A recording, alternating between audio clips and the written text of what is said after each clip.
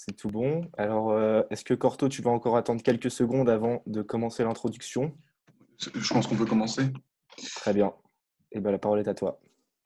Bien. Alors d'abord, excusez-nous pour ce léger retard. Donc, je vais faire une courte introduction et ensuite, je laisserai la parole à Cédric Fesch, bien sûr, pour un propos introductif. Et puis, on aura un long échange et des questions complètement libres, comme d'habitude. Donc, tout d'abord, je voulais vous remercier d'avoir accepté de nouveau notre invitation. Vous avez déjà reçu cet été pour nous parler de la campagne américaine. C'était au tournant de la primaire démocrate. On savait que Biden allait être désigné, mais il n'avait pas encore été investi, si je me souviens bien. Et on entamait donc la phase finale de la campagne avec l'interrogation du Covid et on ne savait pas vraiment comment est-ce que ça allait tourner. Donc, merci beaucoup de revenir pour nous, pour nous donner votre ressenti après l'élection. Alors, pour vous représenter rapidement, vous êtes depuis 2009 journaliste à BFM TV, rédacteur en chef de la chaîne Le Week-end et correspondant aux États-Unis entre 2016 et 2020. Vous avez donc couvert les deux dernières campagnes présidentielles et tout le mandat Trump. Vous êtes rentré il y a quelques jours, quelques semaines des États-Unis et donc vous êtes actuellement en France. Donc pour revenir sur l'élection, hier, l'Arizona et le Wisconsin ont définitivement certifié les résultats, désignant définitivement Biden comme gagnant. Euh, Cela ne veut pas dire que tout recours juridique est impossible, mais ça éloigne encore un peu plus l'ultime espoir de Donald Trump de renverser le scrutin en sa faveur. Donald Trump a accepté d'engager la transition entre les administrations, donnant accès au dossier à l'équipe démocrate. Pour autant, il n'a toujours pas publiquement reconnu sa défaite. En effet, si la certification des résultats depuis quelques semaines ne rend pas les recours impossibles, comme je l'ai dit, on assiste en tête de combat judiciaire le naufrage de Rudy Giuliani, qui est conseiller juridique de Donald Trump, et qui, à chaque nouvelle intervention, se ridiculise et rend finalement cette démarche de Trump toujours un peu plus impossible. De l'autre côté, l'équipe Biden se met en place. Si le président élu a déclaré que son mandat ne serait pas un troisième mandat Obama, l'équipe nommée fin novembre y ressemble pourtant bien. Anthony Blinken est nommé secrétaire d'État, donc il sera chef de la diplomatie américaine, alors qu'il avait déjà été secrétaire d'État adjoint et conseiller adjoint à la sécurité nationale sous Obama. Un autre exemple est John Kerry, ex-candidat à l'investiture démocrate, secrétaire d'État sous Obama, qui devient émissaire en matière de climat pour les États-Unis. Enfin, Janet Yellen, entre autres, qui était nommée à la tête de la Réserve fédérale durant le deuxième mandat Obama, sera en charge du Trésor sous Biden. Il y a d'autres exemples, on pourra en reparler, mais cette équipe ressemble vraiment à un retour à la normale démocrate aux États-Unis. L'équipe Biden, de plus, ne s'est pas laissée prendre par la rhétorique de Trump visant à remettre en cause le scrutin. Ils ont patiemment attendu avant de revendiquer définitivement la victoire. Ils acceptent toutes les procédures de recompte des voix, comme ça a été le cas par exemple en Géorgie, pour ne laisser place à aucun doute, et en appelant à ce que chaque voix soit comptée. Biden appelle au rassemblement et a déclaré par exemple qu'il n'est pas le président de certains États, mais le président des États-Unis. Donc on assiste vraiment à une grande différence, y compris entre Biden juste après être élu et Trump juste après être élu en 2016, avec deux rhétoriques complètement opposées. Si j'ai voulu rappeler ces quelques éléments de fin de campagne et les semaines qui ont suivi l'élection, c'est car nous en avons déjà beaucoup entendu parler en France. Et donc ce soir, on va pouvoir profiter de votre analyse, bien sûr politique, mais surtout de votre témoignage du terrain, de ce que vous avez vu et vécu aux États-Unis, non seulement en 2020 avec la campagne, mais sous tout l'ère Trump. Vous avez pu sentir l'évolution de la situation économique, sanitaire, sécuritaire dans le pays en vous déplaçant pour y suivre l'actualité. Vous avez pu rencontrer des centaines d'Américains et pourrez nous transmettre ce soir votre ressenti et votre connaissance du terrain et de ce pays qu'on admire autant qu'il nous désespère parfois. Pour rappel, et avant de vous laisser la parole, vous allez donc introduire le sujet en quelques minutes et ensuite on passera à un échange de questions-réponses. Je vous prie de bien vouloir garder votre micro fermé si vous n'avez pas la parole et je vous laisse introduire pour une immersion dans ce pays qui a retenu son souffle. Alors, je ne vais pas faire une très longue introduction parce que celle que vous avez faite est très bien.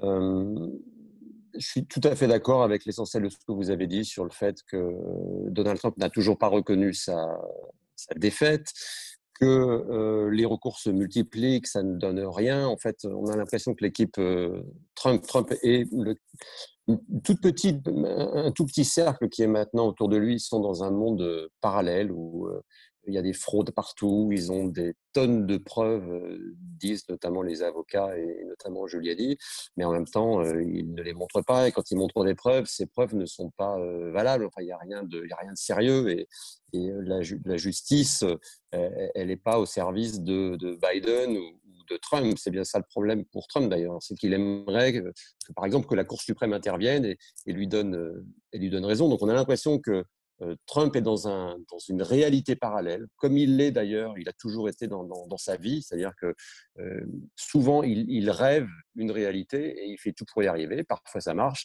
et parfois ça marche pas, et on est dans ce cas de figure-là en ce moment. C'est pour ça que c'est un peu compliqué. Effectivement, il reconnaît pas sa défaite. Il va y avoir plusieurs rendez-vous encore d'ici l'investiture le 20 janvier.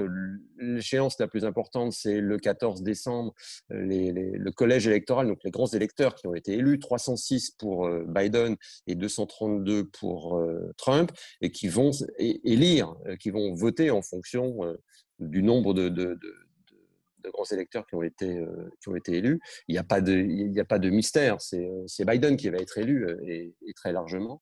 Et la question après qui reste en suspens, c'est est-ce que Donald Trump partira de la Maison-Blanche le 20 janvier, puisque à midi, je vous le rappelle, au bout de 4 ans, le président en place n'est plus en exercice.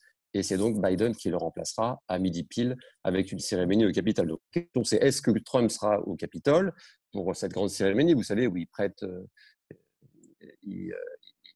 il jure sur la Bible de servir le pays, et est-ce qu'il aura quitté les lieux à la Maison-Blanche? Voilà, c'est les grandes questions qui nous attendent d'ici le 20 janvier. Très bien, merci Monsieur Fesch pour cette introduction. Je vais rapidement rappeler les règles générales pour un bon fonctionnement global de cette visioconférence. Alors, chacun des auditeurs peut demander la parole pour prendre la parole et poser une question, ou s'il préfère, poser sa question dans le chat, et notre équipe s'occupera de les relayer selon l'ordre et le fonctionnement du sujet, selon les sujets qu'on évoque. Alors, je vais commencer par une première question d'ordre assez large par rapport à votre ressenti sur ces dernières semaines. Nous sommes à maintenant un mois de l'élection et de son dénouement qui a pris plusieurs semaines. Est-ce que vous pouvez nous expliquer si la tension et comment la tension est redescendue au cours des jours aux États-Unis à la suite des résultats? Alors, il faut déjà que je vous dise que je ne suis plus aux États-Unis. Je suis rentré à Paris jeudi la semaine dernière. Bon, voilà, je garde un œil évidemment sur les États-Unis, mais je peux vous parler que sur la situation sur place, sur le ressenti sur place. Moi, je m'arrête à mercredi la semaine dernière. Déjà, ce qu'on peut dire, c'est qu'il n'y a pas eu d'émeutes, il n'y a pas eu de guerre civile. Et souvenez-vous, c'est ce qu'on craignait. On disait que si l'élection se passait mal, si le résultat n'était pas net, et ça a été le cas puisque l'élection était le mardi, il a fallu attendre le samedi pour savoir que c'était Biden. Et on disait qu'il pourrait y avoir des violences dans la rue. Et ça n'a pas du tout été le cas. Évidemment, il y a eu quelques manifestations, mais ça n'a vraiment pas été violent. Et moi, le sentiment que j'ai eu, c'est que les Américains attendaient le résultat et ils étaient extrêmement stressés. Ça fait des mois avec la campagne électorale, avec le virus, que la situation est compliquée dans le monde entier, mais en particulier pour les Américains, puisqu'ils étaient dans un processus électoral. Et ça a été encore plus tendu de mardi soir jusqu'à samedi matin en heure locale. Il n'y a pas eu les tensions qu'on avait avant l'élection.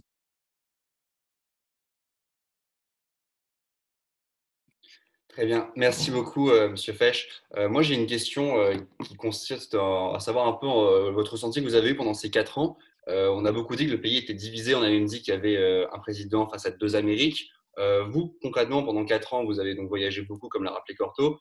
Quels ont été les éléments qui ont, selon vous, qui vous ont sauté aux yeux quand vous avez vu la division du pays? Quelles ont été les anecdotes que vous pouvez nous raconter à ce sujet-là?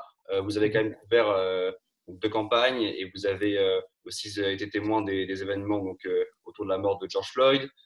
Vous, en quoi vous avez constaté que le pays était divisé durant vos 4 années aux États-Unis?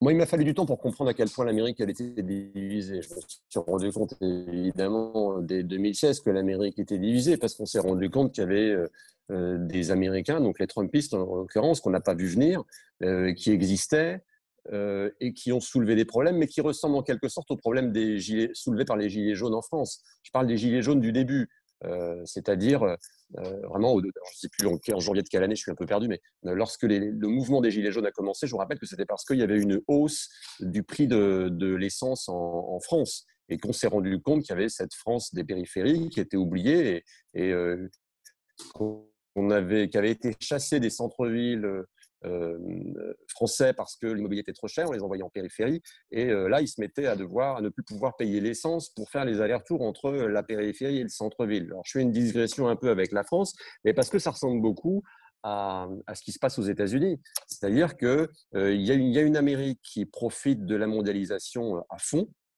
c'est-à-dire, pour schématiser, l'Amérique des deux côtes, côte Est, côte Ouest.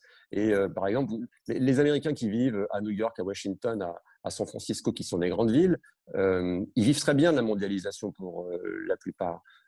Ils profitent de la modernisation, de l'Internet, du marché global. Ils voient bien quels sont les avantages aussi d'une mixité à la fois sociale et mixité raciale avec des nationalités différentes qui se fréquentent.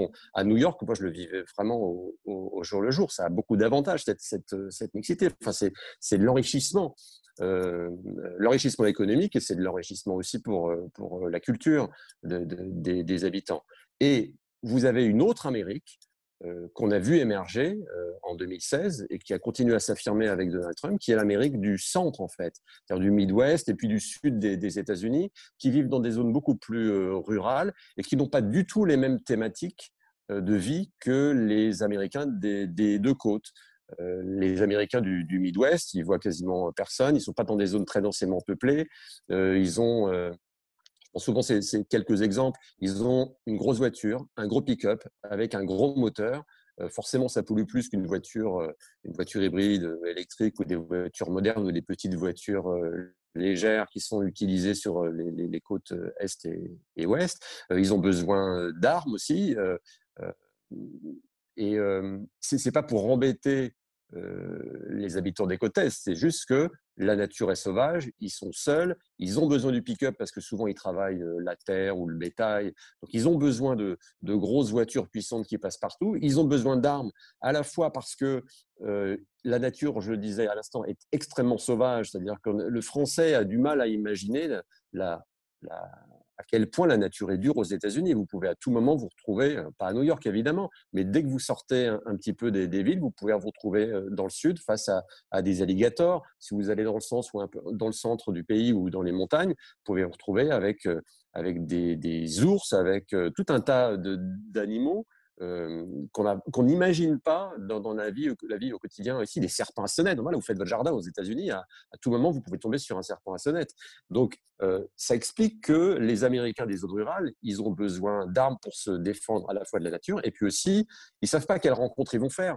Parce que lorsque, par exemple, dans le Wyoming, il y a un dicton qui dit qu'il y a plus de têtes de bétail que de têtes d'habitants. Et donc, si vous faites une mauvaise rencontre et qu'il n'y a pas d'habitants qui est à moins de 10 ou 20 miles de là où vous êtes, pour vous défendre, ça va être compliqué. Et donc, c'est pour ça que les gens sont armés. Et c'est pour ça que ces deux Amériques ne se comprennent pas. L'Amérique du Centre, elle ne comprend pas pourquoi l'habitant de Washington ou de San Francisco ou de New York veut l'empêcher d'avoir une arme, veut le faire rouler dans une voiture électrique. C'est pour ça, à mon avis, que les deux Amériques ne se parlent pas. Vous voyez, c'est très concret, hein, c'est des choses de la vie quotidienne. Et c'est pour ça que cette Amérique du Centre réagit souvent extrêmement violemment. C'est éruptif parce que ça touche à leur liberté.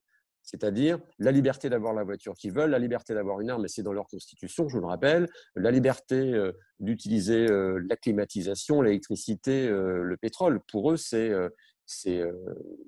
quelque chose, une chose à laquelle ils ne veulent absolument pas renoncer. Alors que les habitants des deux côtes, et puis les Européens en général, ont compris que le réchauffement climatique fait que, et la pollution, font qu'on a compris qu'il y avait des contraintes à intégrer. Mais voilà, on n'a pas la même vie, on n'a pas la même vision du monde et de l'avenir qui se prépare. Et c'est pour ça qu'ils n'ont pas du tout comment dirais-je, c'est pas comme ça ils n'ont pas la même analyse politique. Et vous aurez remarqué que les deux côtes, en fait, Est et Ouest, votent démocrate. et le centre et le sud du pays votent républicain. Voilà, vous avez l'explication des deux Amériques divisées. Et pour vous, elles sont irréconciliables, ces deux Amériques? Ou vous pensez qu'il peut y avoir des sujets sur lesquels ils peuvent se retrouver, sur lesquels Biden peut porter le pays, justement? Moi, Vous je pense pensez qu'il ne quoi faut surtout pas attendre de Biden. Il faut surtout pas attendre de Biden que à partir du 20 janvier, c'est bon, tout le monde s'aime, on est au pays des bisounours aux États-Unis. Ce ne sera pas comme ça, évidemment. Ce que peut changer Biden, et il a commencé à le faire, c'est d'arrêter de jeter de l'huile sur le feu. Essayez de vous souvenir un petit peu du discours de Donald Trump pendant 4 ans. Là, on ne l'entend plus beaucoup en ce moment, à part pour se plaindre du résultat de l'élection. Mais à chaque fois, c'était les républicains, donc son camp, contre les démocrates. C'était toujours soit vous êtes dans mon camp, soit vous êtes contre moi. Et il faisait vraiment cette différence entre l'Amérique bleue, donc les démocrates, et l'Amérique rouge, les républicains. Et Cortou en parlait tout à l'heure en parlant de ces deux Amériques rouges et bleues. Et Biden, depuis le début, dit non, mais moi, je ne m'adresse pas à l'Amérique bleue ou l'Amérique rouge. Moi, je m'adresse aux États-Unis d'Amérique, c'est-à-dire tous les États-Unis. Et donc, ce que peut faire déjà Joe Biden, c'est arrêter de jeter de l'huile sur le feu en disant par exemple, la presse, ce sont les ennemis du peuple, où les démocrates veulent vous priver, vous les républicains, de vos libertés. Donc, si Biden arrête ce que faisait Trump en termes d'agressivité quotidienne, ça va réellement alléger l'ambiance dans le pays. Il y a aussi autre chose qui est très important, c'est le rapport à la vérité de Donald Trump.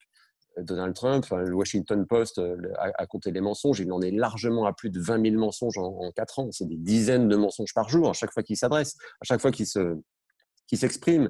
Donc, rien que ça, ce rapport à la vérité, c'est un vrai problème. Et selon moi, c'est peut-être même le premier problème de la présidence Trump. C'est-à-dire que si on n'est pas capable ça peut être une famille, une société, un pays ou même dans le monde, si on n'est pas capable de se mettre d'accord sur ce que sont les faits, sur ce qu'est la vérité, alors on ne peut pas vivre ensemble. Et c'est pour ça que ces 4 ans étaient particulièrement difficiles avec Donald Trump.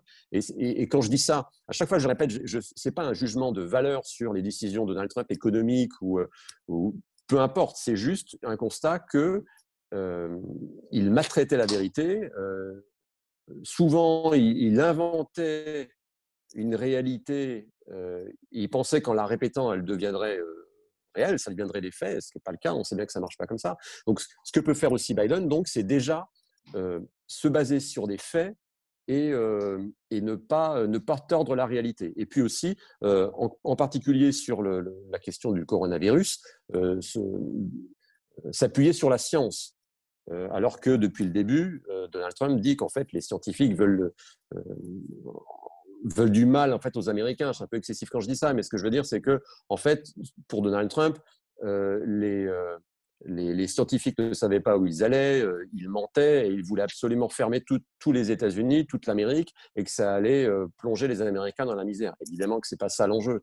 On voit bien que aucun scientifique dans le monde n'a la solution, ne sait exactement comment lutter contre le coronavirus. Tout le monde tâtonne. Il n'y a personne. Enfin, c'est pas forcément une opposition des uns contre les autres. Donc voilà, déjà sur ces quelques dossiers-là, et il y en a plein d'autres sur lesquels on pourra revenir, ça peut tout changer dans la façon de faire de Biden. Après, votre question sur réconcilier les Américains entre eux, ça prendra des années, mais c'est un problème de société, des problèmes de société qu'il faut régler. Et ça se fait pas en quelques mois, ça se fait même pas en un mandat, et à mon avis, ça se fait même pas en 2 mandats. Pour approfondir là-dessus, on sait qu'aux États-Unis, il y a une dynamique démographique en faveur des minorités et que l'Américain blanc, il y en aura de moins en moins qui votent Trump. Pour autant, l'avantage donné du coup aux démocrates grâce à l'essor des minorités n'est pas toujours si clair, puisqu'on a vu qu'il y a certains latinos qui se tournent de plus en plus vers Trump. Au final, si les démocrates ont réussi à faire basculer l'Arizona, mais ils n'ont toujours pas récupéré la Floride. Finalement, ils ont simplement récupéré les États clés qu'ils avaient perdus avec Clinton. Donc, comment est-ce que vous voyez cette dynamique électorale et un peu l'avenir des républicains, quelque part, qui s'adresse à une partie, on pensait, de plus en plus petite, mais qui mobilise toujours un nombre très important d'Américains?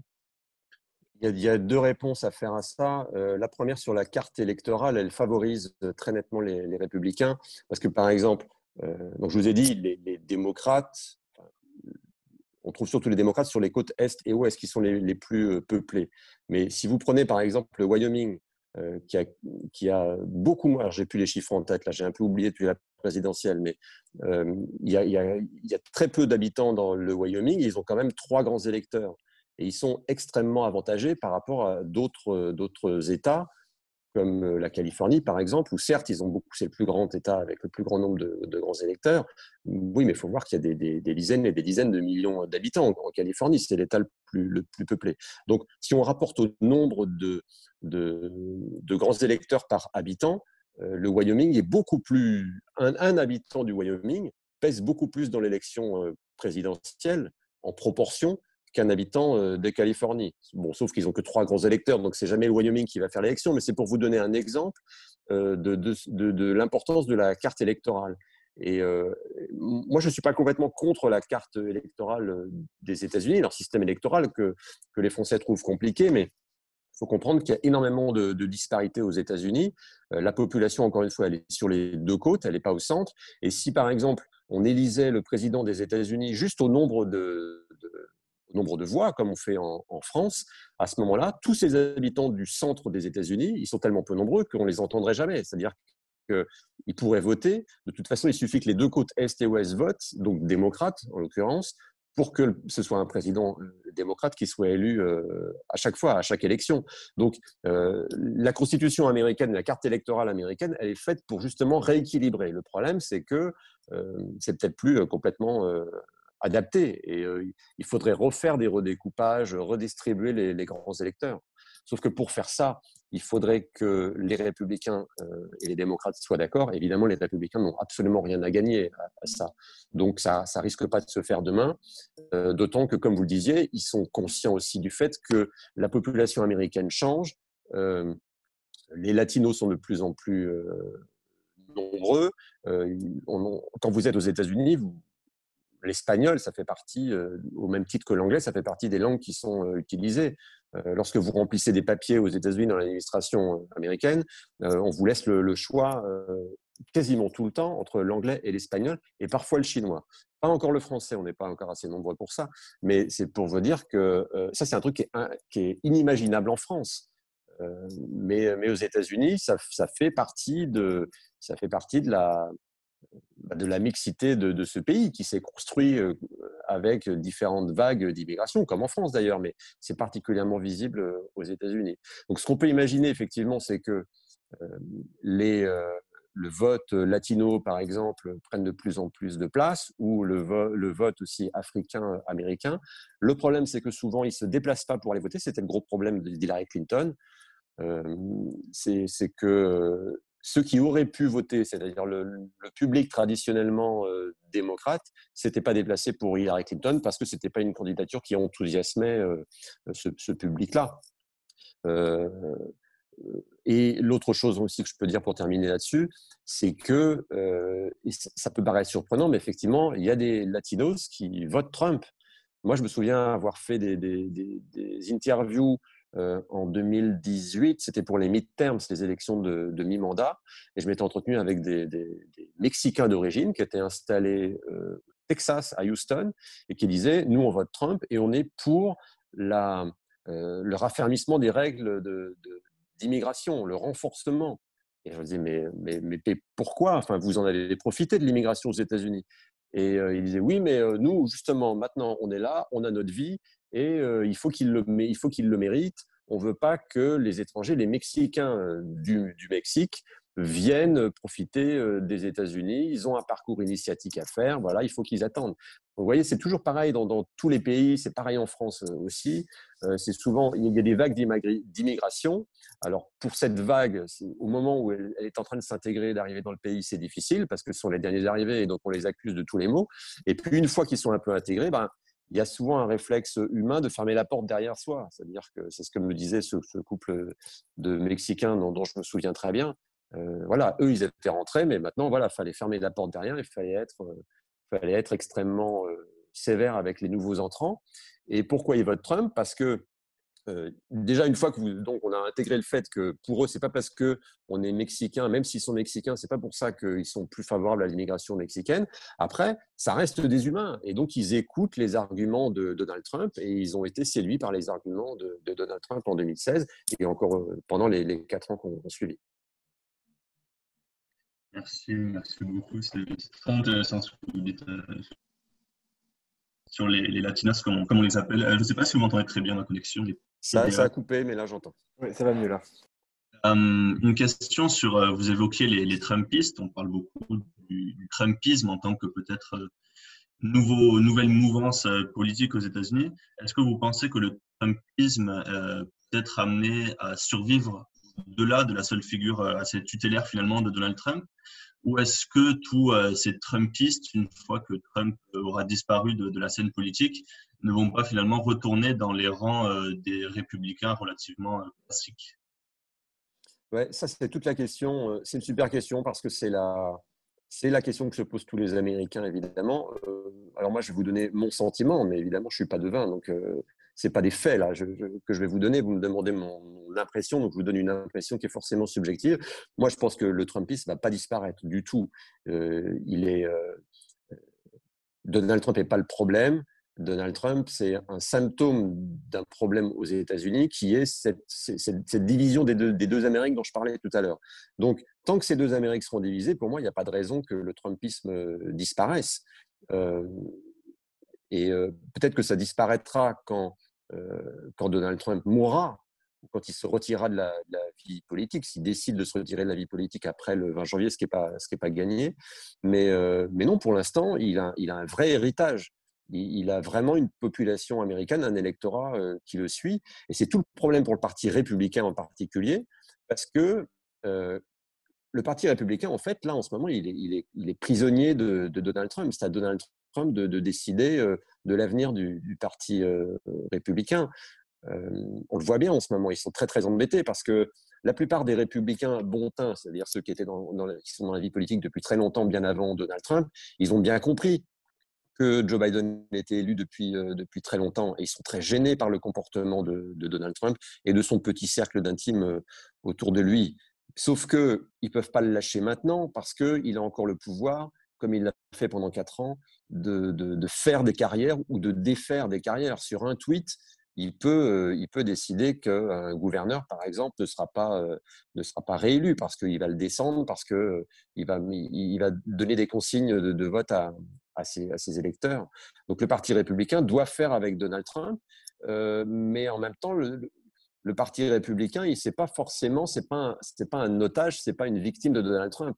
Le Parti républicain, il y a aussi une frange du Parti républicain qui a envie d'exploiter cette manne. Donc, Donald Trump, il a réellement changé la nature du Parti républicain pendant 4 ans et, à mon avis, pendant les années à venir. Parce que les républicains, ils vont quand même vouloir continuer à être réélus. Ils ne peuvent pas dire à ces millions de Trumpistes, ces dizaines de millions de gens qui ont voté pour Donald Trump, ils ne peuvent pas leur dire du jour au lendemain, bon, ça a duré 4 ans, mais maintenant, c'est bon, on revient au Parti républicain d'avant et on va avoir un discours très différent de Donald Trump. Ils sont sûrs de perdre des élections s'ils font ça. Et je pense que la classe politique républicaine américaine, elle va surtout vouloir se faire réélire. Donc, ça va être très compliqué pour eux, à la fois de ne pas perdre l'électorat trumpiste et de récupérer cet électorat républicain modéré qui a peut-être, c'est sûr même, qui a voté en partie pour Joe Biden pour se débarrasser de Donald Trump. Merci beaucoup pour cette élément de réponse. Il me semble qu'Alexis, sur le Trumpisme, avait une question. Je vais te laisser la poser, ouvrir ton micro. Ouais. Oui. Déjà, bonjour. Enfin, bonsoir. Bonjour. En fait, c'est par rapport à ce qu'avait dit Corto déjà, pour rebondir un peu là-dessus, par rapport au changement de la démographie des États-Unis et sur le fait qu'effectivement, il y a de plus en plus de latinos aux États-Unis, donc ça va changer beaucoup de choses. Et c'est vrai qu'avant cette élection, ce qu'on montrait souvent, c'était de dire que ça allait sûrement donner un avantage conséquent aux démocrates, parce que ces nouveaux Américains sont largement démocrates. Et ce qui s'est passé à cette élection que je trouve intéressant, c'est qu'il y a eu un vrai gain chez les latinos de la part de Trump. Est-ce que vous ne pensez pas que ça va remettre en cause cette idée que voilà, le Parti républicain va devoir changer s'il veut attirer ces nouveaux Américains, alors qu'au final, il n'a rien changé du tout et il a quand même réussi à augmenter sa base du côté des Latinos? Si, mais c'est ce que je disais à l'instant pour répondre à la question de Nathan, c'est-à-dire que les, euh, les Latinos qui sont intégrés, après, ils deviennent des Américains comme les autres et ils sont plus ou moins perméables au discours de Donald Trump. Donc, voilà, je ne sais pas si je réponds à votre question ou si j'avais répondu tout à l'heure, mais Non, non, mais c'était juste pour essayer de voir un peu votre opinion là-dessus, parce qu'au final, on pourrait dire que ça reste quand même minoritaire chez les Latinos ce vote républicain, mais je pense quand même que les quelques pourcentages qu'il a gagnés sont significatifs peut-être sur le long terme, quoi. ouais. Mais ça, c'est un grand mystère quand même de comprendre. Enfin, que Donald Trump ait été élu en 2016, déjà, c'était une grande surprise, et qu'il ait collecté encore plus de voix 4 ans plus tard, ça montre bien que les Américains qui ont voté pour lui déjà ne sont pas déçus et qu'en plus, il a gagné des voix. Ça, c'est franchement une grande surprise. Ça veut dire que pendant 4 ans, même on aurait pu penser que les Américains étaient fatigués des outrances de Donald Trump, des agressions, des mensonges, tout ça, parce que même les républicains, même ceux qui votent pour lui, reconnaissent qu'il ment tout le temps et qu'il a un problème avec la réalité. Mais on aurait pu penser que ces Américains-là étaient fatigués, ils ne le sont pas, donc ça veut dire que c'est une vraie dominante dans la société américaine et a priori ça va durer. Parce qu'encore une fois, les problèmes des Américains, ils sont pas réglés. Et il y a un truc aussi que j'ai beaucoup ressenti pendant ces 4 années, c'est qu'il y a un vrai sentiment de victimisation du blanc américain, le WASP, c'est-à-dire le blanc américain, et surtout dans les zones rurales, et qui se dit, et ça c'est lié vraiment à l'histoire du pays, on a du mal à comprendre ça quand on est français et qu'on n'a pas en tête l'histoire américaine, l'esclavage et tout ça. C'est-à-dire que pendant des décennies, l'homme blanc aux États-Unis, il était largement favorisé, c'est-à-dire que, et là, on peut remonter très très loin en pensant à l'esclavage, et il reste des notions de l'esclavage dans la société américaine encore aujourd'hui. Et j'avais du mal à y croire, et j'en ai discuté avec des Américains pendant cette élection, pendant cette campagne, et c'est vrai. C'est-à-dire que l'homme blanc américain, pendant très longtemps, il se faisait beaucoup servir par la population immigrée, les Noirs, donc les Africains-Américains, les Latinos. Et il est resté cette notion de race blanche supérieure. Alors après, ça a évolué dans toutes les sociétés. Vous pourriez me dire qu'il y avait la même chose en France. Ça a évolué avec le temps et il y a une forme de... nos sociétés ont évolué en considérant que ce n'est pas parce qu'on était noir qu'on n'avait pas le droit de monter au bus, par exemple, dans les mêmes places que les Blancs, ou d'avoir accès aux mêmes emplois que les Blancs. Voilà, ça c'est quand même une page qu'on peut imaginer qui a été tournée définitivement, sauf que ce qu'on a vu avec l'élection de Donald Trump, c'est que ce n'est pas tourné définitivement dans la tête de tous les Américains, puisqu'on parle là des Américains. Et vous avez des Américains blancs qui ont vu leurs conditions de vie se dégrader à cause de la mondialisation et qui, en même temps, ont vu que une population africaine, américaine ou des latinos qui traditionnellement étaient plutôt des gens qui étaient cantonnés dans des métiers difficiles, mal payés, et qui, eux, s'élevaient dans la société. Alors qu'eux, peut-être que parfois, ils stagnaient. Et ça a donné un sentiment d'injustice. Enfin, moi, c'est comme ça que j'explique ce sentiment de victimisation. Et c'est allé très très loin, puisque les Américains ont même élu un président noir. Et c'était quelque chose qui était inimaginable dans l'Amérique à l'époque de l'esclavage. Et moi, c'est comme ça que j'explique ce sentiment de victimisation de l'Américain blanc qui se dit, bah voilà, moi, mon niveau de vie n'évolue pas, voire il baisse, et je vois des Africains-Américains qui réussissent mieux que moi. Juste pour peut-être répondre, quand même, une grande partie de l'électorat de Trump maintenant, c'est blancs ouvriers ruraux. Est-ce que ces gens-là, ils étaient vraiment avantagés avant? Est-ce qu'ils avaient vraiment des bénéfices par rapport aux Noirs ou aux Latinos. Enfin, les gens qui étaient servis par des Latinos ou des Noirs avant, c'était plutôt des gens riches qui vivaient qui avaient beaucoup d'argent. Au final, maintenant, ils votent Biden, quoi. Enfin, c'est des gens qui ont des femmes de ménage latinos en Californie, quoi. Oui, mais ça dépend à quel moment vous remontez dans l'histoire des Oui. États-Unis. Mais c'était quand même très difficile de trouver des conditions de vie plus misérables que lorsque Ah vous oui, étiez africain-américain aux États-Unis, quand même. oui, mais enfin, moi, j'aurais plutôt tendance à penser que le sentiment de déclassement, il est plus dû au fait qu'ils n'ont plus d'emploi et qu'ils sont abandonnés et qu'ils n'ont pas l'impression d'avoir une voix depuis des années, en fait. Oui, mais il y a aussi des Africains-américains et des Latinos au chômage, ça existe aussi. Oui, ah oui, mais les deux en soi expriment leur colère de façon différente. On va dire, ces ouvriers du Wisconsin, ils vont voter Trump et les Latinos vont participer au mouvement de Black Lives Matter, ce genre de choses. Enfin, les Mais, Afro-Américains, pardon. ouais. Mais encore une fois, il y a des Latinos et des Africains-américains qui votent Trump. Oui, oui, non, mais ça dépend. C'est pas tout blanc ou tout noir, si je peux me permettre D'accord. l'expression dans ce contexte.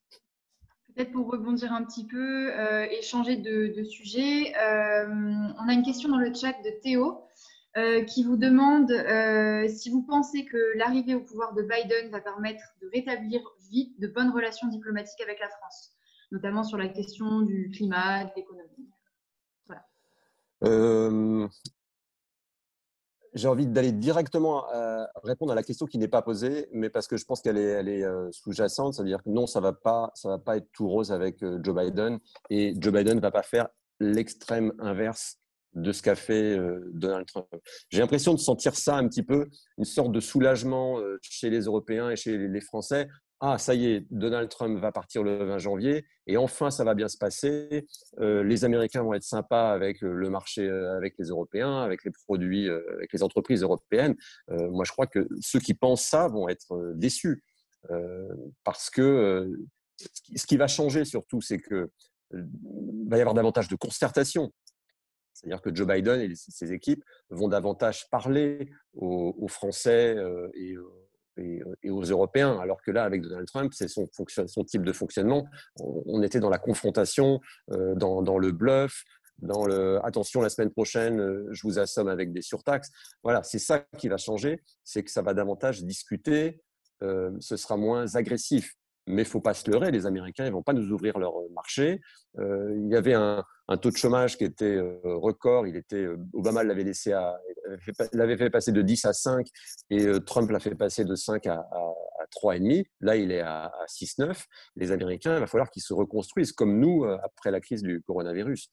Donc, ils vont déjà penser à leur marché en premier. Et ça, c'est vraiment la première priorité de Joe Biden, c'est de voter des milliers de milliards de dollars d'aide pour les Américains, à la fois les particuliers et les entreprises. Et puis après, il va y avoir une partie d'excuses de l'équipe Biden, c'est-à-dire qu'ils vont faire le tour du monde dans les 100 premiers jours et ils vont essayer de renouer des liens qui ont été rompus avec les alliés historiques et on s'excusait un peu en quelque sorte de ces 4 années qui ont été très difficiles. Il y a plein de dossiers qui sont complètement à l'arrêt à cause de ça. Mais après, les Américains, ils vont pas oublier de penser à eux quand même en premier. Ce ne sera pas le America First brandi comme un étendard par Donald Trump. Mais quand même, dans les négociations, ce sera quand même, ils vont pas d'un seul coup nous donner leur marché.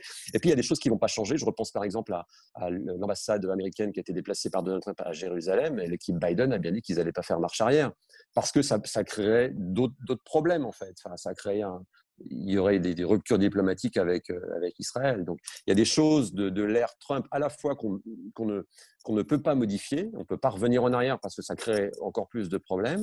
Et il y a des choses qui ne changeront pas, c'est-à-dire que les États-Unis vont d'abord penser à eux. Donc Biden, contrairement à ce que disait Trump pendant la campagne, il ne va pas offrir le marché américain aux Chinois et aux Européens. C'est pas possible. Ce qui va changer, à mon avis, c'est beaucoup sur la forme. C'est très intéressant ce que vous dites parce que c'est vrai que la victoire de Biden, on l'a vécue nous aussi comme une victoire, je trouve, un peu partout dans le monde. On a vu, je connais beaucoup de gens qui m'ont dit oui, c'est une victoire, on était tous extrêmement soulagés, alors que finalement, je pense qu'effectivement, il y a des choses que Trump a fait et qu'il ne faut pas totalement défaire, l'économie en premier lieu. Il a eu un bilan économique qui est malgré tout ce qu'on peut dire assez bon et Biden n'aurait aucun intérêt à tout déficeler. Mais du coup, par rapport au thème du climat, vous avez du coup parlé d'excuses, vous avez parlé du fait qu'ils allaient faire le tour du monde. Donc, est-ce qu'on peut dire que tout ce qui s'est passé pendant l'ère Trump, c'était finalement la continuité de l'Amérique plus que ses caprices à lui? Est-ce que ça va durer ou est-ce que Biden va s'attaquer à des sujets ou des dossiers pour détricoter ce qui a été fait, comme on peut le voir aussi en France souvent Vous parlez du climat. Sur le climat, par exemple, ça va être marche arrière toute, un demi-tour à 180 degrés. Biden a annoncé que dès le 20 janvier, dans l'après-midi, il faut s'attendre à ce qu'il y ait des relations assez fortes et des prises de parole donc, de Biden en faveur du retour des États-Unis dans l'accord de Paris. Et donc, on peut imaginer que Macron répondra. Donc voilà, ça va être marche arrière toute, quoi. Et ça, c'est faisable. Et on le savait d'ailleurs en 2016, on avait vu que ça a été la sortie de l'accord de Paris, on avait vu qu'il y avait une date de revoyure qui était juste le lendemain de l'élection présidentielle, là, en 2020, 4 ans plus tard. Et donc là ça va en fait, on va effacer sur ce dossier de l'accord de Paris, on va effacer les 4 années de Trump, mais on n'efface pas les 4 années d'action contre le climat de Donald Trump qui a favorisé l'installation de forages, qui a déclassé des zones de parcs naturels qui étaient protégées, il les a déclassées. Alors j'imagine que Biden va essayer de revenir en arrière, mais il y a des choses qui ne seront pas faisables. Il a aussi beaucoup, comment dirais-je, assoupli les normes anti-pollution pour aider les constructeurs automobiles. C'est-à-dire qu'il a soulevé la pression sur les constructeurs automobiles en les laissant avec des normes qui sont beaucoup plus polluantes. Donc là, Joe Biden va faire marche arrière, j'imagine, et revenir sur des combats qu'on connaît, nous, en Europe. Mais évidemment, les 4 années qui sont passées, elles sont perdues.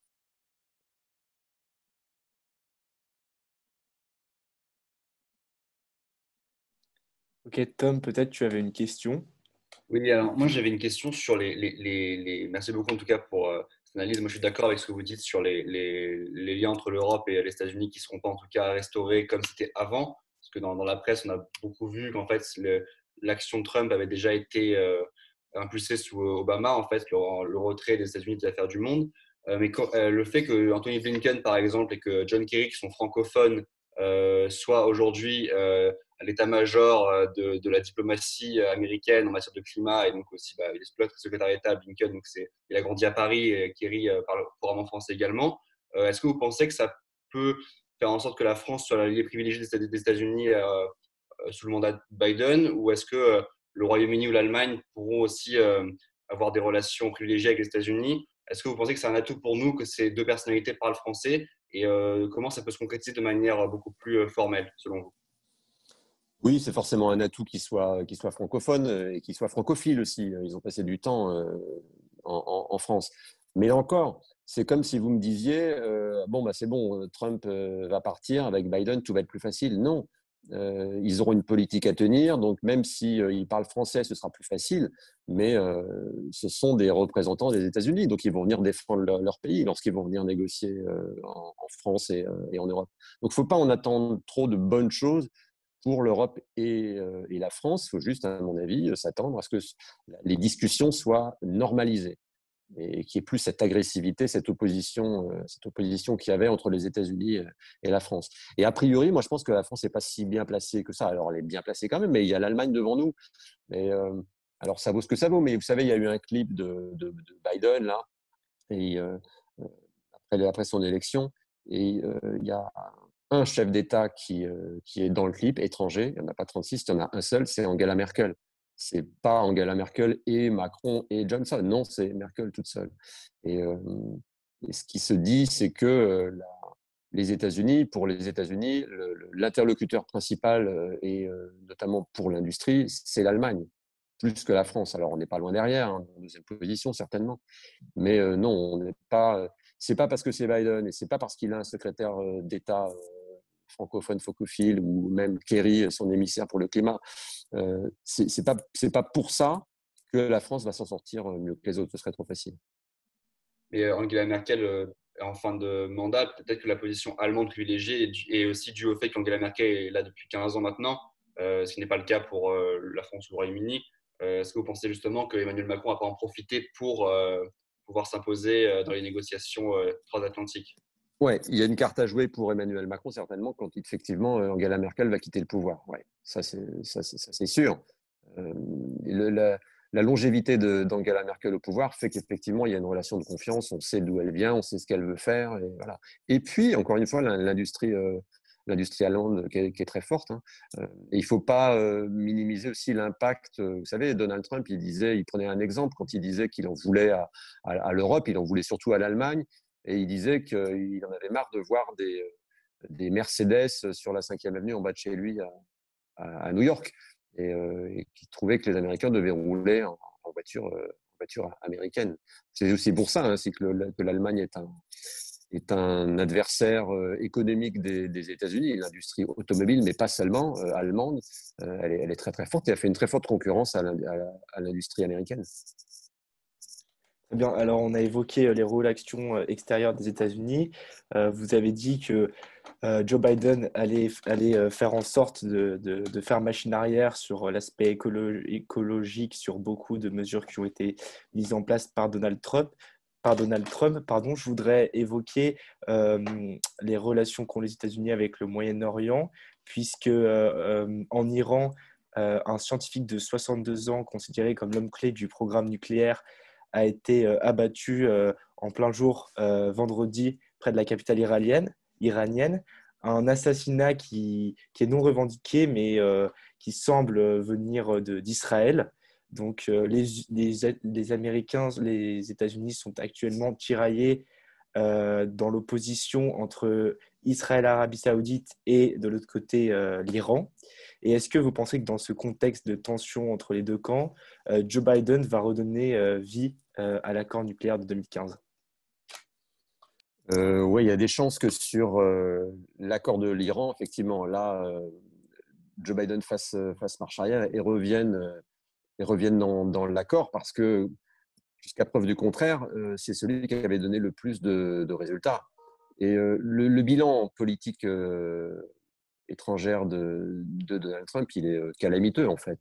Parce que sur plein de dossiers, il a dit que ça n'allait pas et qu'il fallait avancer. Alors, il avait raison. Et en 2016, on pouvait donner à Donald Trump le crédit de dire, voilà, au moins, il remuait les choses. Et par exemple, sur la Chine, il a eu raison de secouer le cocotier, si je puis dire, en disant que les Chinois profitaient trop du marché américain. C'est vrai aussi pour le marché européen. Donc, il a eu raison de s'attaquer au dossier. Et d'ailleurs, au début, il était suivi par Biden là-dessus. Il a eu raison d'ouvrir le dossier. Bon, alors après, le problème, c'est qu'il n'y a pas eu de résultat et qu'il n'a pas renversé réellement la balance commerciale entre les États-Unis et la Chine. Il a appauvri les agriculteurs américains. Avec la Corée du Nord, c'est pareil. Il n'a pas du tout normalisé les relations. La Corée du Nord a continué son programme nucléaire. Voilà, donc je ne sais plus quelle était, si j'ai répondu précisément à la question, j'avais peut-être perdu le fil de la question. Mais si, oui, sur l'Iran, oui, moi je pense, mais encore une fois, là c'est de l'intuition. C'est-à-dire, moi je pense qu'effectivement, il va revenir dans l'accord parce que c'était de façon très rationnelle. Ce n'est pas parce que c'était l'accord d'Obama, d'ailleurs, ce n'était pas l'accord d'Obama tout seul. Et c'est ce qui avait donné le plus de résultats. Ça ne veut pas dire que les Iraniens ont effectivement tout respecté, il faut voir. Mais au moins, il y avait un dialogue, il était possible d'y aller, de discuter avec les Iraniens. Là, les Américains ont complètement coupé le contact. Merci, Monsieur Fesch. Alan avait une question à l'oral, si tu veux bien ouvrir ton micro. Oui, vous m'entendez? Oui, c'est bon. Alors, moi, j'avais une question concernant le traitement des médias par les médias de toute cette période. Certains étaient dans une forme d'horizontalité en mettant les faits alternatifs promus par Trump sur le même plan que la vérité, que des faits vérifiés, et comme si c'était simplement deux versions contradictoires. Et d'autres étaient dans une haine viscérale de Trump et manquaient parfois un peu de neutralité.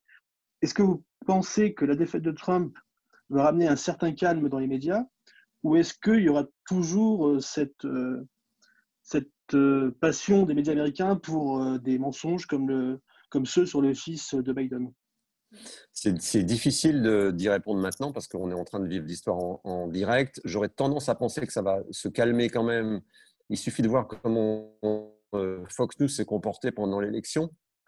Ils ont clairement lâché Donald Trump, c'est-à-dire qu'ils ne l'ont pas suivi dans ses délires de fraude. Ils ont été très prudents au début, lorsque Donald Trump disait qu'il y avait des fraudes massives, mais ils ont fait leur boulot comme tout le monde, et ils n'ont pas fait un mauvais boulot vraiment sur le jour de l'élection. Je ne parle pas de la campagne, mais sur le jour de l'élection, Fox News, qui était la chaîne de Donald Trump, pro-Trump, ils ont fait leur travail à partir de la journée de l'élection. Et d'ailleurs, ils ont même été pris à partie par des Trumpistes dans des bureaux.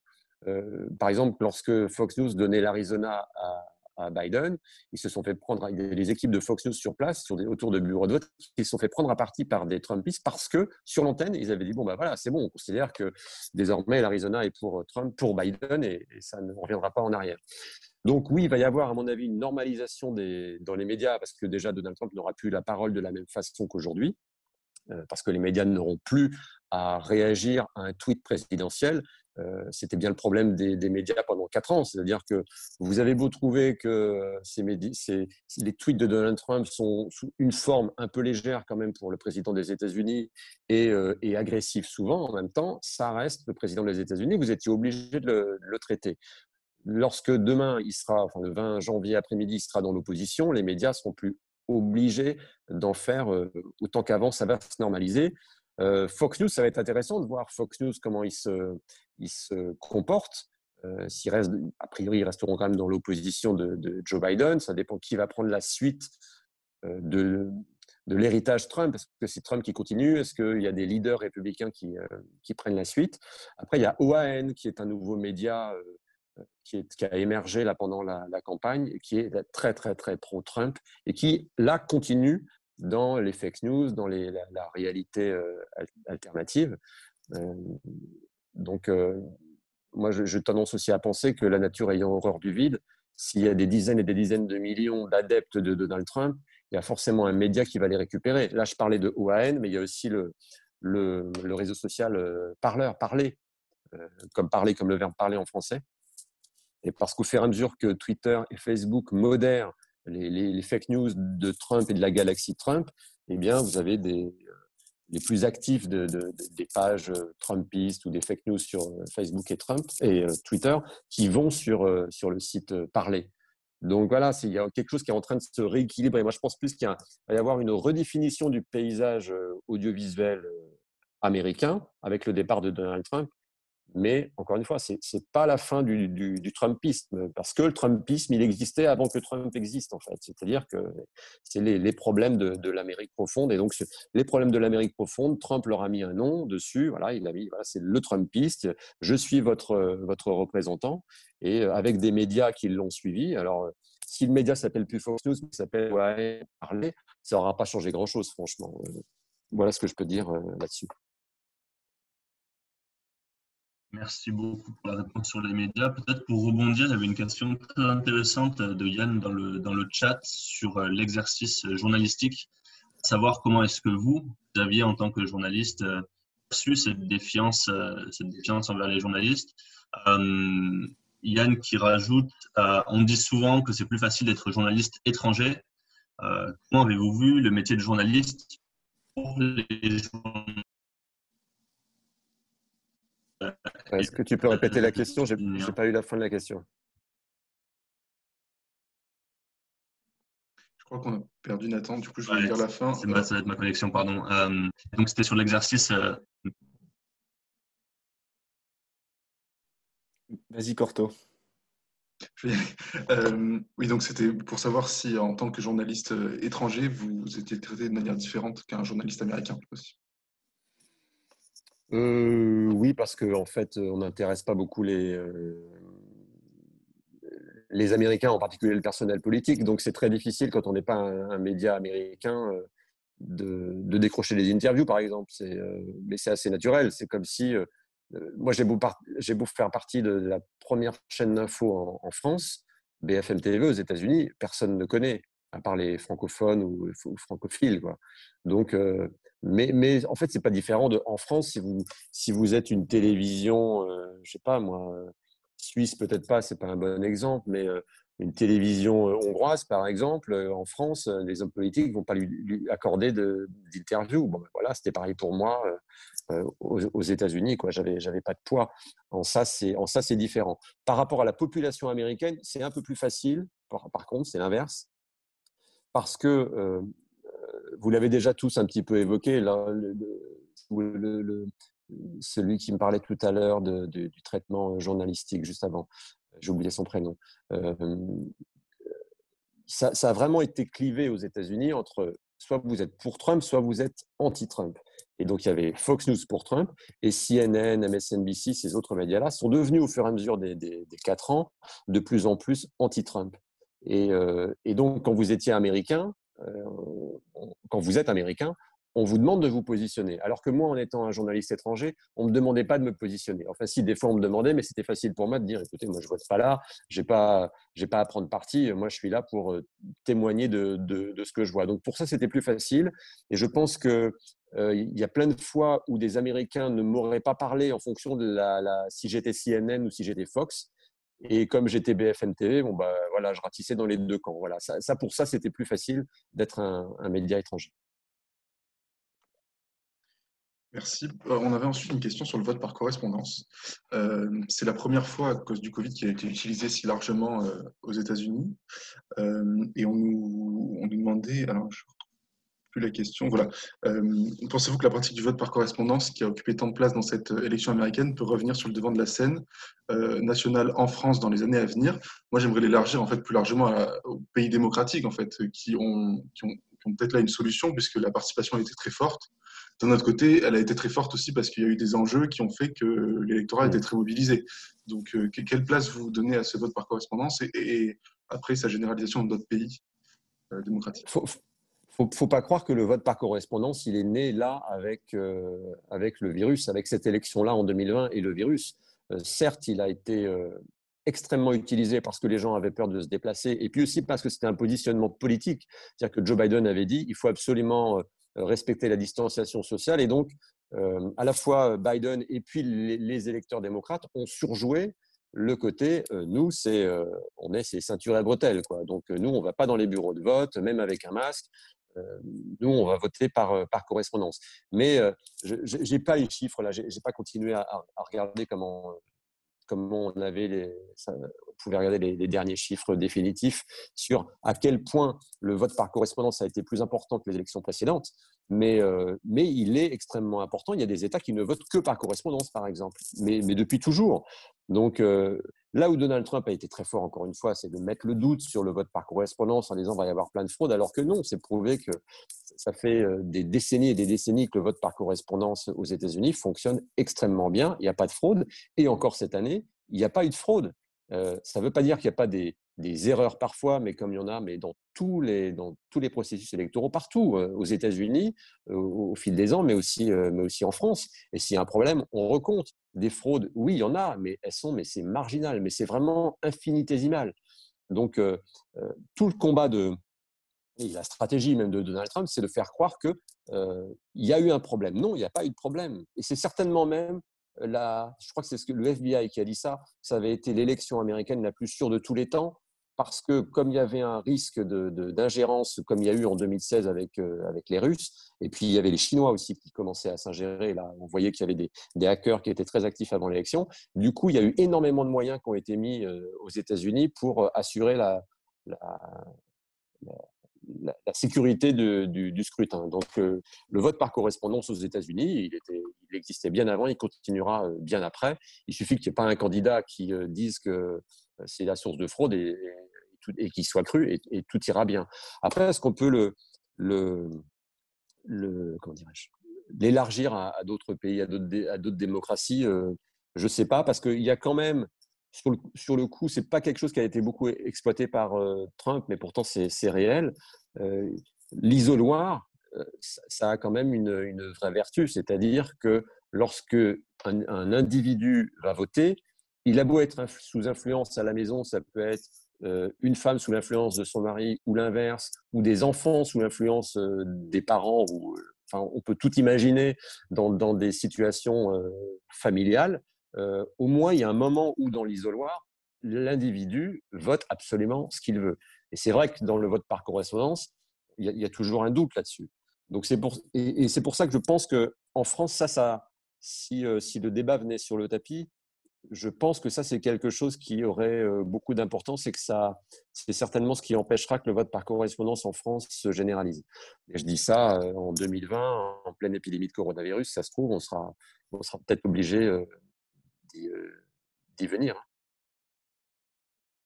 Merci beaucoup. Peut-être maintenant une question plus axée sur l'administration de Biden.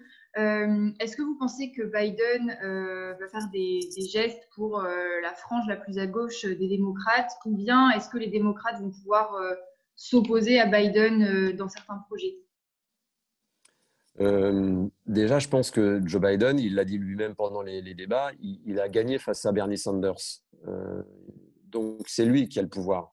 Et on voit bien que dans les dernières nominations, ça ne fait pas plaisir à la frange la plus progressiste des démocrates. Donc, Biden, il va avoir ça aussi à gérer, effectivement. Ça, c'est un bon sujet aussi.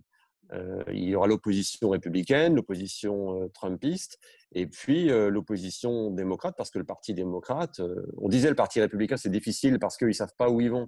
S'ils redeviennent des républicains classiques bontins ou s'ils ils restent dans la frange trumpiste, mais les démocrates, c'est pareil. Est-ce qu'ils sont progressistes? Est-ce qu'ils sont centristes comme les Biden? C'est une vraie question. Et a priori, les premières décisions de Biden tendent à prouver qu'il va rester centriste et il n'y aura certainement pas autant de main tendue vers la partie la plus progressiste du Parti démocrate, et donc Sanders pour ne pas le nommer. Merci beaucoup. Je n'ai peut-être pas répondu complètement à la question. Je crois qu'il y avait plusieurs questions dans la même. Est-ce que Joséphine, est-ce que j'ai répondu à toutes les questions ou pas? Oui, il me semble que c'était une question de Nathan, donc je ne sais pas s'il veut des précisions, mais moi vous avez fait le tour, il me semble. Juste pour rebondir peut-être sur l'administration, j'espère que vous m'entendez cette fois. C'était plus en termes de programme sur le Green Deal qui avait été proposé vraiment à la base par Sanders notamment et la représentante Alexandra Ocasio-Cortez. Est-ce que l'administration Biden prévoit de reprendre des éléments de ce Green Deal? Je ne sais pas, franchement, je n'ai pas regardé suffisamment précisément la position du camp Biden là-dessus. Mais il y a une vraie, par exemple, vous parlez du Green Deal, il y a un vrai problème au sein du Parti démocrate. Enfin, un problème, ils ne sont pas d'accord, en fait, ne serait-ce que sur la fracturation hydraulique. On appelle ça le fracking aux États-Unis. Et ça a été, c'est un point qui a été soulevé par Donald Trump sur la Pennsylvanie, parce qu'il y a énormément de fracking en Pennsylvanie, de fracturation hydraulique, pour aller trouver trouver du pétrole dans les endroits qui sont beaucoup plus inaccessibles, mais évidemment, ça fait des dégâts sur la nature. Et là-dessus, Donald Trump, pendant la campagne, disait que Biden voulait complètement stopper parce qu'il était sous influence de Bernie Sanders, d'Alessia Ocasio-Cortez. Et Biden a dit non, pas du tout, moi je ne veux pas interdire la fracturation hydraulique. En même temps, je ne pense pas qu'il soit aussi favorable à la fracturation hydraulique dans les conditions dans lesquelles Donald Trump, lui, veut absolument, comment dirais-je, assouplir, déréguler. Donc là-dessus, franchement, Biden, il n'est pas extrêmement clair. On ne sait pas exactement ce qu'il veut faire. Merci beaucoup pour ces précisions. J'avais une question dans le plus personnel. Vous qui avez passé donc 4 ans en tant que journaliste et correspondant aux États-Unis, donc vous étiez basé à New York. Quel est le moment, vous, qui vous aura le plus marqué de ces 4 années, puisque vous avez vécu au jour le jour le mandat Trump? Vous avez, je pense, visité presque tous les États américains, j'imagine. Non, j'en ai fait une petite quarantaine seulement. C'est beaucoup déjà en 4 ans. Ouais. Ça peut dire beaucoup. Quel est le moment qui vous a le plus marqué? Vous avez couvert les ouragans, vous avez couvert, donc, comme je disais, les manifestations après la mort de George Floyd, vous avez couvert les rencontres diplomatiques aussi, j'imagine. Donc, quel était le moment pour vous le plus marquant à titre personnel et celui qui vous a le plus révélé à quel point ce pays était, comme le disait Corto, assez ambivalent et assez fascinant, mais aussi parfois un peu déprimant? C'est certainement influencé par la période. Donc, je sors d'une élection présidentielle, donc je ne peux pas m'empêcher de faire le rapprochement entre celle de 2016 et celle de 2020. Et c'est extrêmement différent. Je l'ai beaucoup raconté dans les directs ou les interviews après l'élection, mais moi, en 2016, j'ai été euh, très étonné de l'ambiance dans le pays. Le soir de l'élection, moi, j'étais en face du QG de Donald Trump sur la 6e avenue et en face de l'hôtel Hilton. Et quand Donald Trump a été élu, on a vu surgir des Trumpistes avec des casquettes rouges, ce qui est franchement extrêmement rare à New York parce que c'est vraiment un bastion démocrate. Et ils étaient extrêmement agressifs. Ouais, genre on a gagné, vous allez voir, ils nous pointaient du doigt, ils nous menaçaient. Et lors de l'investiture, le 20 janvier 2017, c'est pareil, dans la rue, on sentait une foule en colère. Et ça m'avait marqué à l'époque parce que je m'étais dit, mais ces gens ont gagné en fait, c'est-à-dire qu'ils devraient être joyeux.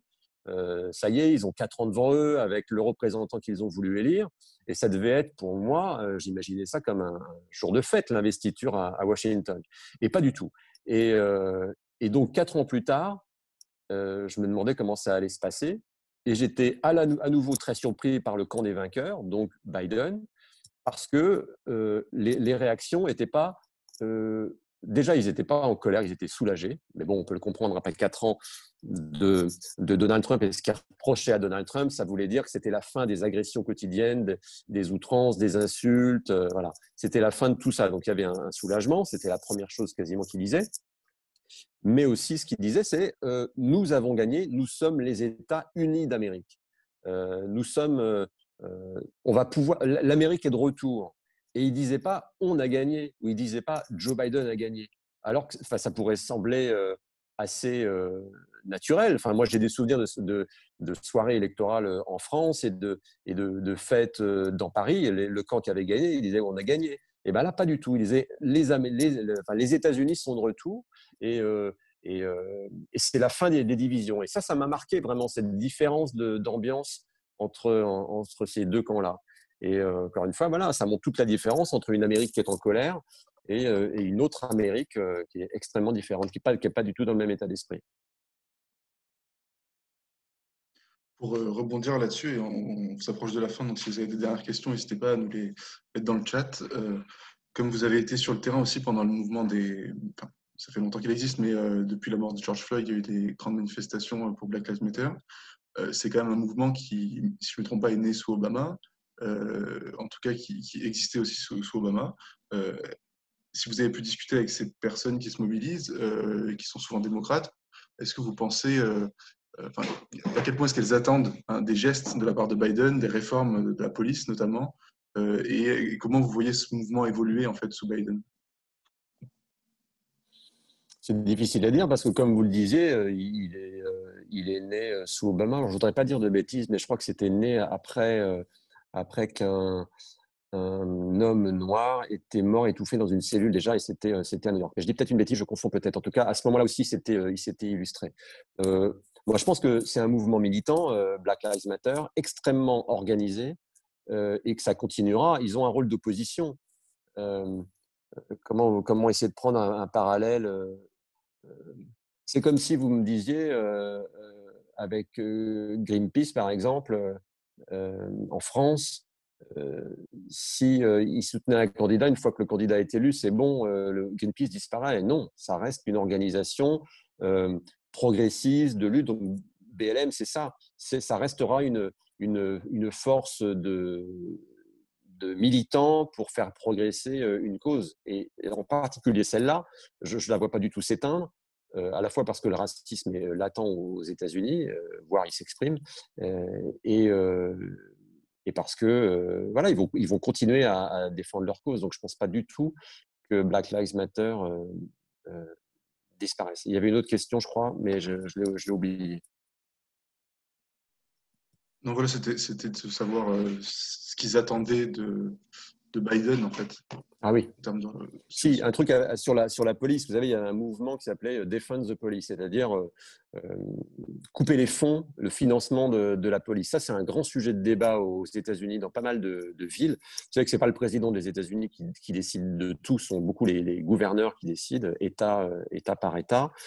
Et contrairement à ce que dit, à répéter Donald Trump, Joe Biden, il ne veut pas couper les fonds de la police, il ne veut pas supprimer la police. Mais il y a une vraie réforme de la police à faire. En général, ce que disent les démocrates, ce n'est pas qu'il faut couper les fonds, c'est que il faut plus de diversité, ça c'est la première chose à faire, plus de diversité dans la police. Et que, par exemple, vous ayez des éléments, par exemple, de quartiers difficiles qui soient policiers. Et que des gens que les policiers, par exemple, soient issus parfois du quartier dans lequel ils viennent travailler. Moi, vous parliez de George Floyd. Je me souviens que quand j'étais dans le quartier où George Floyd a été tué, j'y suis resté vraiment pendant plusieurs jours. J'ai passé des journées entières et j'ai discuté comme ça avec des habitants. Je leur demandais, mais ils sont comment les rapports avec la police dans le quartier? C'est vraiment compliqué. Et ils m'expliquaient qu'il y avait beaucoup de policiers blancs qui étaient dans des quartiers qui étaient un peu plus favorisés. Alors des quartiers, pas forcément les quartiers riches, mais les quartiers dans lesquels il y a moins de problèmes. Et que quand ils venaient là, dans ce quartier-là, qui était un quartier très noir, ils avaient un peu l'impression de venir faire les cow-boys et de venir mettre la ville au pas, comme s'ils venaient faire le ménage. Il y avait ce sentiment-là. Donc, vous voyez, c'est parce que les policiers n'étaient pas issus de la population. En tout cas, pas de cet endroit-là. Et c'est ça que les démocrates disent qu'ils veulent améliorer. Mais il y a la même chose en France. Hein, pendant très longtemps, il n'y avait pas de diversité dans la police française. Et aujourd'hui, un policier français, enfin, ça représente, alors peut-être pas assez, vous allez me dire, surtout avec les débats en ce moment, mais il y a des Maghrébins, il y a des Noirs, enfin voilà, il y a toutes les origines dans la police française. Et c'est aussi le cas un peu aux États-Unis, mais les démocrates veulent encore augmenter ça. Très bien, à ce sujet, je vais reprendre une question de Alan dans le chat. Après la mort de John Lewis, Joe Biden a promis de tout mettre en œuvre pour faire passer le John Lewis Voting Rights Act. Pensez-vous qu'il sera en capacité de le faire? Oula, j'ai pas du tout suivi ça. D'accord. Je sèche. Ok, très bien. Alors dans ce cas, je vais essayer de vous relancer avec une question un peu plus large. Est-ce qu'en tant que journaliste, avec une expérience du terrain et ouais, 4 ans d'expérience que vous avez engrangé, est-ce que vous êtes en capacité d'émettre des hypothèses quant à l'avenir de Donald Trump? Alors tout le monde sait qu'il y a beaucoup de casseroles, qu'il a du patrimoine. Comment vous voyez son futur?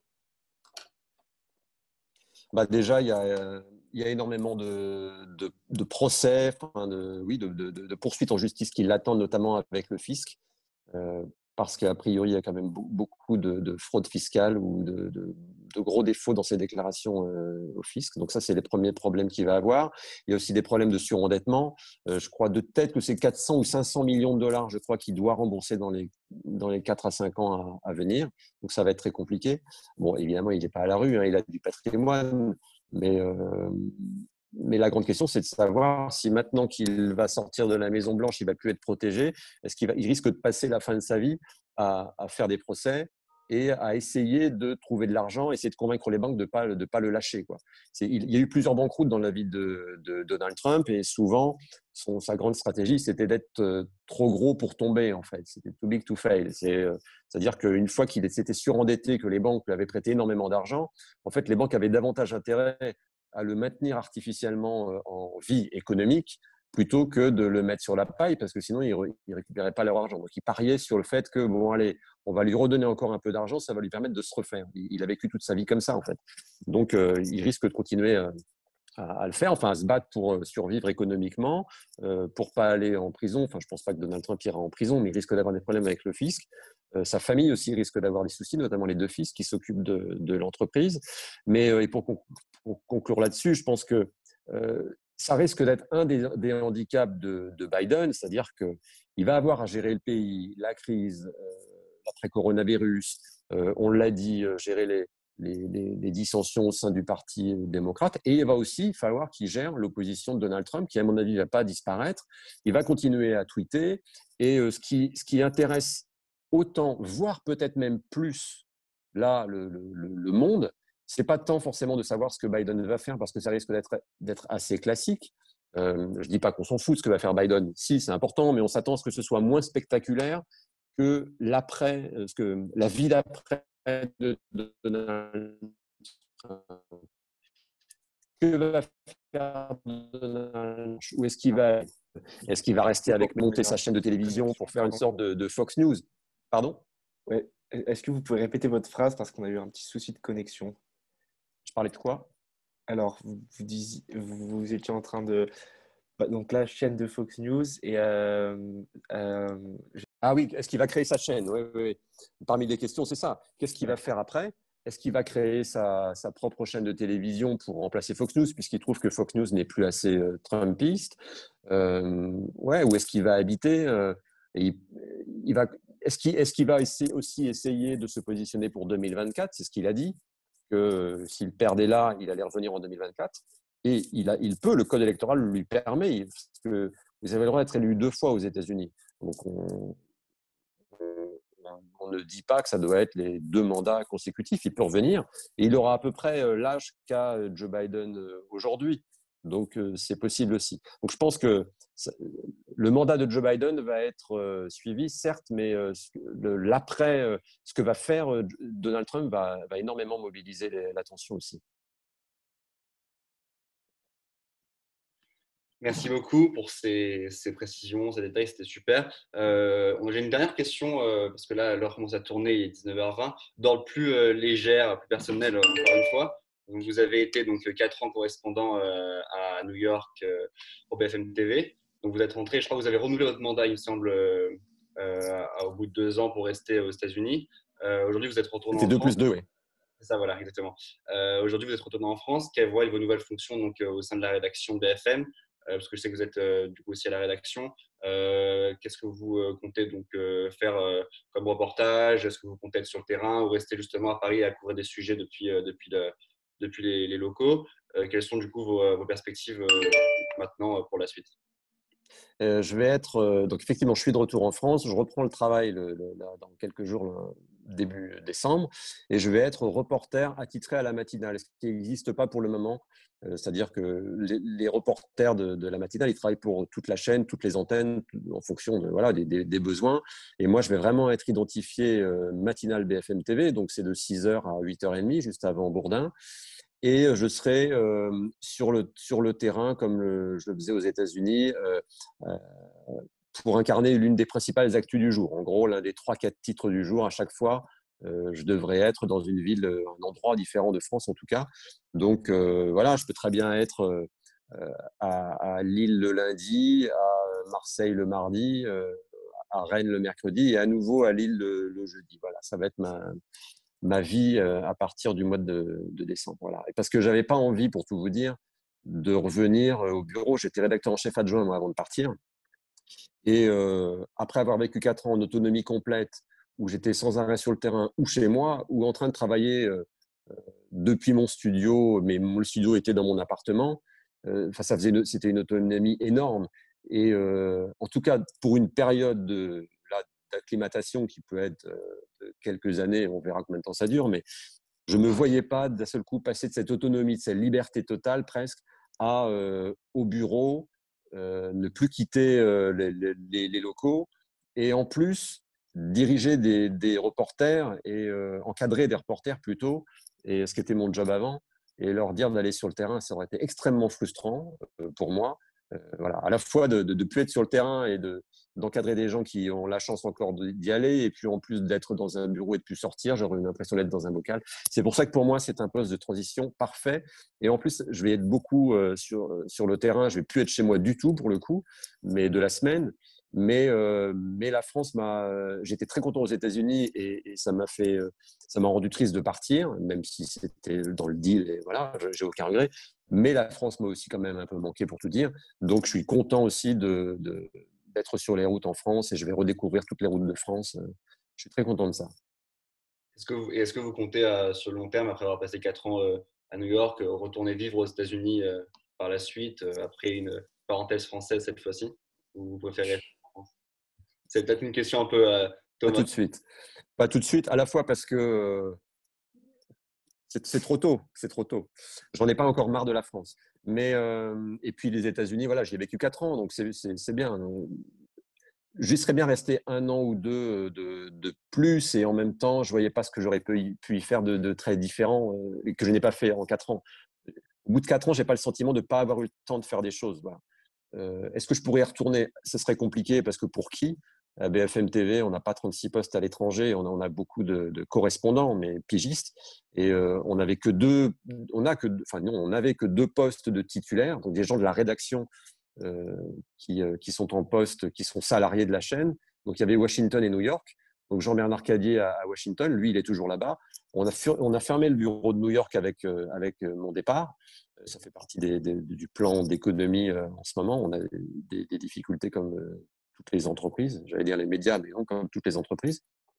Donc voilà, pour l'instant, le bureau de New York, il est fermé. Donc il n'y a plus qu'un seul poste, il est à Washington et il y a Jean-Bernard Cadier qui est en poste. Voilà. Alors pour l'instant, j'ai pas comme projet de retourner aux États-Unis. Et puis en plus, je pense que je ne serai pas prioritaire. Il y a d'autres gens de la rédaction qui ont envie d'aller aux États-Unis. Et il n'y a pas d'autres postes dans le monde où BFM TV a des postes de salariés. Voilà. Donc, bon, après, la vie professionnelle et la vie tout court sont longues. Donc on ne sait jamais. Écoutez, on espère alors vous voir en reportage à Lyon rapidement. Ah mais oui, à Lyon, ouais, carrément, ouais. Mais si je viens à Lyon, ouais, je passerai un coup de fil et j'essaierai de vous voir, ouais, carrément, ouais. Merci beaucoup, Monsieur Fesch. En tout cas, on va peut-être clôturer la séance. Il est 19h25. Merci pour votre temps. Merci d'avoir répondu à nos questions dans cet échange qui était très intéressant. Je vais faire un petit point calendrier pour ceux qui nous suivent. Donc, la semaine prochaine, on reçoit le 7, donc lundi, Madame Calvez, qui va venir nous parler de la place des femmes dans les médias. Et la semaine d'après, donc le 14, on recevra Benoît Hamon. Donc voilà, restez connectés, continuez à nous suivre. En tout cas, on vous souhaite une bonne fin de soirée et à bientôt sur Place au débat. Merci beaucoup, Monsieur Fesch. Merci à vous.